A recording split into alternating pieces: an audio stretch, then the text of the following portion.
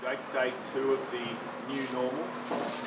How has it been, and what was it like to see the boys yesterday? Yeah, it was good. Obviously, it's been a long wait to get back. It probably come to a standstill for about 2 weeks. So we sort of got an indication that we were going to be back soon. It was probably about 2 weeks ago.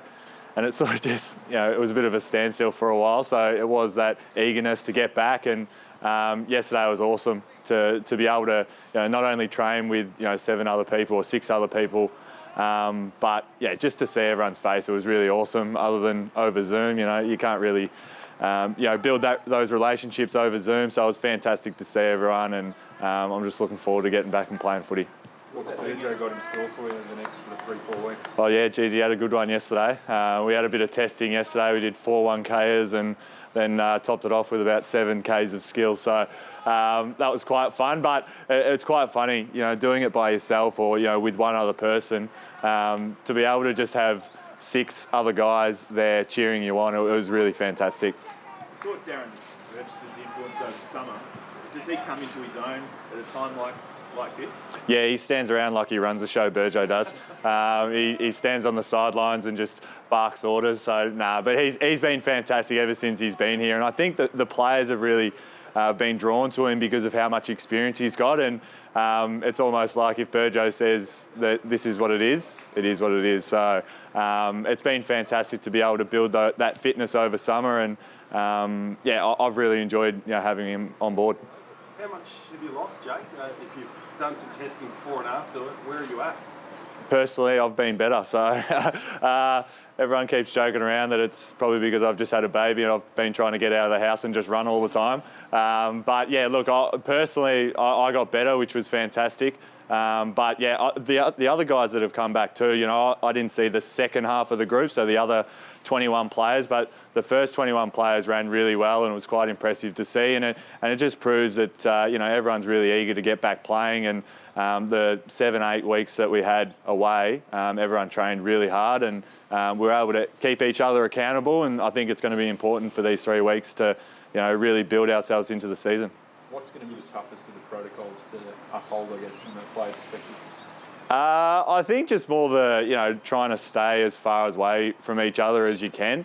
At a football club, it's all about chemistry and really building those relationships. And whether that's, I found myself a few times yesterday in the session sort of going to high-five someone and then looking the other way and going, actually, I can't really do that. So that's probably going to be the hardest. But look, as long as it gets footy back, I won't high-five anyone. Do you find it a bit odd that you can tackle and bump and do all these things, but you can't celebrate afterwards? Yeah, I guess like yesterday, we obviously weren't allowed to tackle or even have any pressure. So that was obviously not different, but maybe that when we do get back and we can't celebrate or whatever it is, it might be the song after the game. It is a little bit, it is a little bit different, but as I said, as long as it gets footy back, I'm happy to sing the song, 1.5 metres away from my teammate. Do you feel for the single lads in the group in light of developments around extracurricular activities? Yeah, look, it's quite funny. I did see that on the news this morning, and it doesn't really affect me. As I said, I've got a little baby at home and I've got a wife, so lucky for me that I'm pretty happy. But yeah, the single boys, there has been a few murmurs around that they're really disappointed. But look, I think that it's really important to make sure that the whole industry is really safe. There's 1,300 people or close to that are going to be in contact with all the players, and obviously the players included that. So I think it's just really important that we follow these rules, and hopefully whenever the AFLPA and the AFL look to these rules again, if we can restrict them or get rid of some of them, that'd be great. How will you go flying up to the Gold Coast and playing the same day? I haven't probably really thought about that, but it's probably just going to have to be what it is. Every other team's going to have to do it. So teams that are going to come into Melbourne, they're going to be the same as us. So I'll probably just make sure that I'm not sitting down on the plane for the whole time. I'll be up and walking up and down the aisle. So, but yeah, look, it's going to be a season full of different challenges. So if that's one of them, and you might even look to the future, it might be the same thing. Less time away from Melbourne, less time away from family if it's fly in, fly out type of situation. So you never know, it might be a really big bonus for us. Are you looking forward to playing a bit more footy with Stephen May when we get back soon? You've still only played 9 games together. Yeah, that's been a long wait. I reckon I've got this question now for a year and a half, and it seems to never get any closer to us playing footy together. But look, yeah, we trained together yesterday, and he's a great guy to have around the group. He brings lots of energy, super competitive, and as you said, 9 games that I've played with him, I've loved it. But yeah, hopefully it's a little bit more. What about Harley, mate? Saw a bit of him this morning, apparently, out on the deck, but also yesterday. Yep. Must be excited about his potential output. Yeah, absolutely. I think for Harley, since he's come to the club, when you get stuck over in rehab, it's probably really hard to have an impact. But it's quite funny that he really has had a really big impact around the group. He's quite funny. He's really quiet, but as I said, he's really funny. So he's had a great impact around the group. And for someone that's worked so hard, I'm really looking forward to seeing him get the reward that he deserves. Are there any guys who are still sort of struggling a bit, aren't quite ready?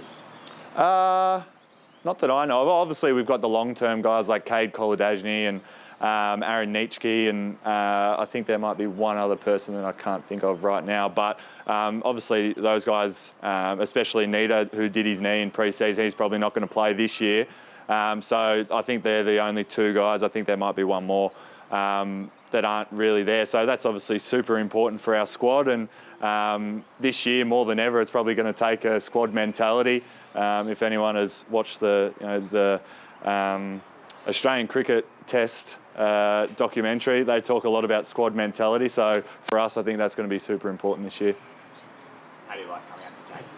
Yeah, I love it. Yeah, it's great. It's a 50-minute drive from my house, so I just put a podcast on, which most of them go for 50 minutes, unless you listen to Joe Rogan, who talks for about 4.5 hours.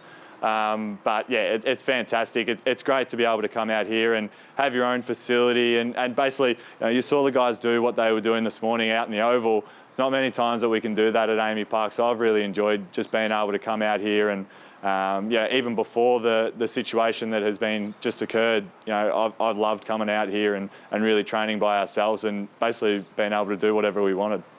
Prefer it to Gosh's? Pardon? Prefer it to Gosh's? Yeah, I do. I think with Gosh's, the thing is sometimes the more that you train there for us, it is such a smaller oval compared to the oval that we play on most weeks, which is the MCG, and you come out here and I think this is very similar to the MCG, so you definitely get your bearings right in terms of whether that's defending, attacking, whatever that is. So, look, I love coming out here. It's just probably it's a 50-minute drive rather than 15. And a shorter, sharper season, Jake, coming up, does that present an opportunity for a club like Melbourne to do something big this year? Yeah, look, I think even before it was going to be a shorter season, we were really looking forward to stamping our authority on the competition. We really wanted to make up for what happened last year. As a club, we don't really talk a lot about what happened last year, and personally, I thought that we did really well in the 2 pre-seasons game, and then round 1 just really wasn't us. And we make no excuse for that. We've spoke about that yesterday and probably speak about that more today. And it was really disappointing to see and be involved in that result, because I felt like it wasn't us. And the 2 pre-season games, I thought that we were getting back to the old Melbourne and maybe even a little bit more with our pre-season that we had in terms of fitness. But yeah, look, I think that it's an opportunity for everyone. I think Damien Hardwick said yesterday that it's probably going to be the greatest premiership ever, and I tend to agree with him, because it is going to be a year full of challenges, and you just have to even look at the fixture. I think they're going to release 4 to 6 weeks of games and then reassess from there. You don't really know who you're going to be playing in 7, 8 weeks' time. So it is going to be a year full of challenges, but I think us as a club, we're really looking forward to it. When you say it wasn't us, what do you specifically mean by that? What is Melbourne going to be this year? Oh, look, I think that, the Melbourne way starts at the contest, and I think that West Coast definitely were beating us at the contest, and throughout pre-season we really worked a lot on our inside 50 connection, and to be honest, that was just nowhere in that first game. You saw the likes of McGovern, Hearn, even Duggan, Barras, these guys were just able to pick off nearly every inside 50 that we had, and for us it was really frustrating to watch and frustrating to watch back yesterday. So for us, we're just looking forward to getting back to playing the Melbourne way. And as I said, that starts at the contest, defending really hard and getting the ball inside 50 with efficiency. How are the teenagers going, Jake? Their first year of league footy's going to be pretty weird compared to you. No drink cards and all that sort of stuff. Yeah, it's obviously a little bit different. At the AFLPA, when we have meetings, they seem to mention a lot that just to remind the first year players that this isn't what it's always like in the AFL. And I personally haven't spoke to any of our first years about it, but you could probably imagine just their mindsets going into this season. It would be really varied in terms of, some might be really far away from playing, some might be playing already, and it's obviously just going to be super different for them. And I think it's really important that the senior guys educate them through this year. And to be honest, I've been in the system now 6-7 years, and I've never seen anything like this either. And the older guys in the competition would be the exact same. So I think we're all just going to have to work through it together, but it would be weird, that's for sure.